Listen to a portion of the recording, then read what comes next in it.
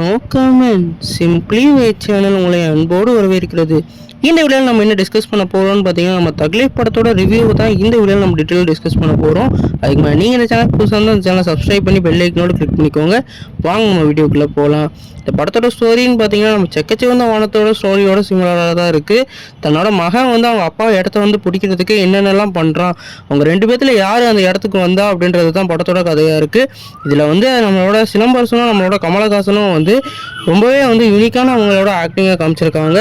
ஆனால் இந்த படத்துக்கு அந்த ஸ்டோரி ப்ரிடிக்டபுளாக இருந்ததுனாலையும் இந்த படத்தோட ஆக்டிங் அதே மாதிரி பிஜிஎம்லாம் நல்லா இருந்தாலும் இந்த ஸ்டோரி ப்ரிடிக்டபுளாக இருந்தனால இந்த படத்தை உட்காந்து பார்க்க முடியல.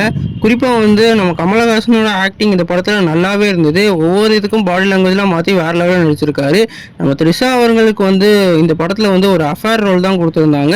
எப்படி நம்ம செக்கச்சிவந்த வானத்தில் நம்மளோட சிலம்பரசன் அவனோட அண்ணனோட கேர்ள் ஃப்ரெண்டே அவர் எடுத்துக்குவாரோ, அந்த மாதிரி இந்த படத்துலையும் நம்மளோட கமலோட ஜோடியான நம்ம த்ரிஷாவையும் அவர் எடுத்துக்குவார். குறிப்பாக இந்த படத்தில் கடைசி அந்த ஃபைட்லாம் பக்காவாக இருந்தது. இந்த படமே ஒரு கமர்ஷியல் எலிமெண்ட்டோட ஒரு பக்காவான மூவி. ஆனால் இந்த படத்தோட ஸ்டோரி எப்படி இவங்க இது ஓகே பண்ணாங்கன்னு தான் தெரியல. ஏன்னா இந்த மாதிரி பல ஸ்டோரி ஏற்கனவே நிறையா படம் வந்திருக்கு. இந்த ஸ்டோரியை மட்டும் இன்னும் நல்லா எடுத்திருந்தாங்கன்னா இந்த படம் வேறு லெவலில் இருந்திருக்கும்.